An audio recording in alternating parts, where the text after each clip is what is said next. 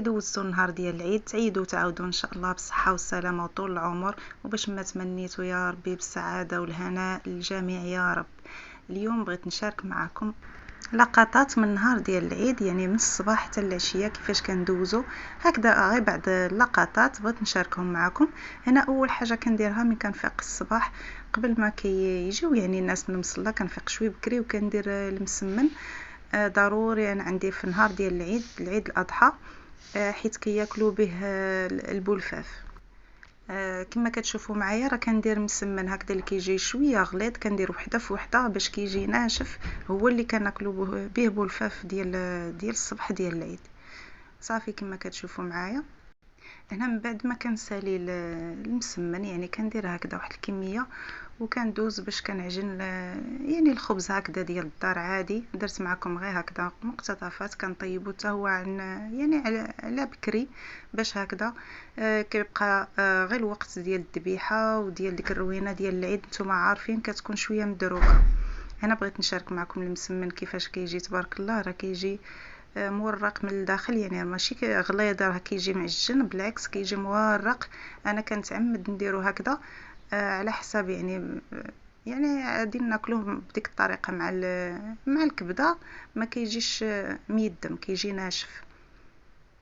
صافي وكندوز قبل ما كيجيو يعني الناس من المصلى كندوز كنصاوب هكذا المجمر، كنقادو حتى هو هكذا، كندير فيه الفاخر وندير فيه ديك الشعاله ديال النار هكذا، ديك الشعاله البيضه ديال الفاخر، وكنخليه حتى هو على جنب باش كيجيني ساهل في ديك الوقيته ديال الذبيحه.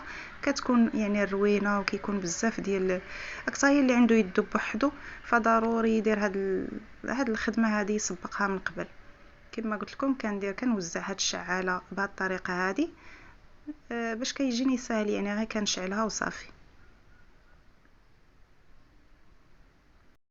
انا من بعد ما غسلت الدواره يعني نقيتها، دابا كنديرها غير الغسله الاخرى، رقاتها اللي رقدتو في الملح واللي غسلته مزيان. انا بالنسبه للكرشه ما عزيزش عليا دوك اللي كيكرطوها، يعني كيديروها في المطايب ولا الخماره ويبقاو يكرطوا ويعاودوا. انا ما كنكرطها ما حتى شي حاجه، كتعجبني تجي هكذا حرشه. كنديرها في الخل والملحه كنديرها مزيان، نغسلها مزيان ونكرطها غير بالخل وكتجي زوينه ما فيها لا ريحه لا حتى شي حاجه، احسن من هذيك اللي كتجي يعني ملسه انت كتسرطيها وعينك يبقاو يدور. كتعجبني هذه، يعني ما هذيك انا كتجيني كتجيف، يعني ما بقاتش عندها مذاق الكرشه نهائيا. انا كما كتشوفوا قلت لكم راه من بعد ما غسلتها مزيان، يعني راه غسلتها وعاودت لها حتى ما بقى فيها حتى شي حاجه. راه فيها واحد الطبيعه ديال الدواره كنبقى كنغسل وكنشم، يعني خصني ديك ريحه الدواره ما تبقاش.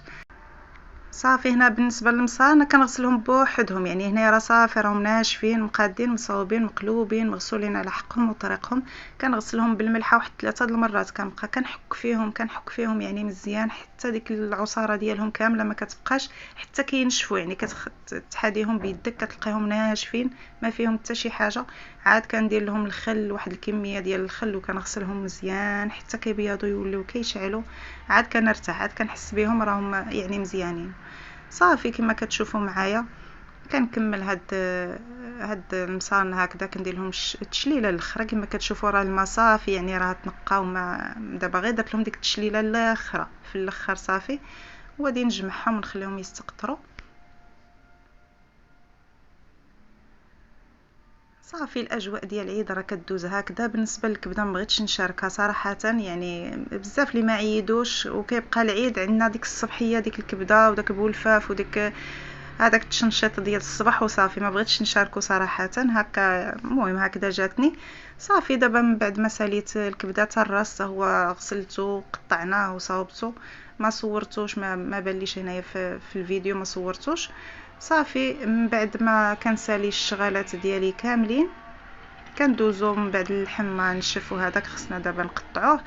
من بعد ما نشف كما شفتوا هذا النهار كانت الحراره، فتفاديا لاي يعني هكذا اللحم يضيع ولا غير كنخليوه ينشف شويه وكنبداو كنقطعوه. وبغيت نشارك معكم هذا المنشار الزوين، زعما اللي ما خداهش هذا العام ياخذو، راهم دايرين فيه برومو في ثمن زوين في بريكوما.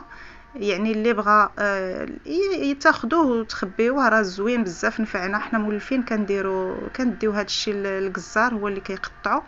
اما هاد المره قطعنا غير في الدار. كتضمني انه يعني الاضحيه ديالك نقيه احسن من هذاك الجزار، يعني كتفوت عنده بزاف ديال الذبيحات، شي مريض شي يعني هكا كتهناي كتقاديه في دارك وكتهناي.